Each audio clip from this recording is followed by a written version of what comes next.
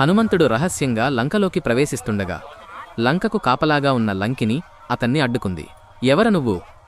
ఇక్కడికి ఎందుకు వచ్చావు అని గద్దించింది. అప్పుడు హనుమంతుడు, నేను ఈ లంకానగరాన్ని, ఇక్కడి అందాలను చూడటానికి వచ్చాను, చూసి వెళ్ళిపోతాను అని శాంతంగా బదులిచ్చాడు. కాని ఆ మాట నమ్మని లంకిని, ఓరి దొంగ, నన్ను మోసం చేయలేవు అంటూ హనుమంతుడిపై దాడి చేయడం మొదలుపెట్టింది.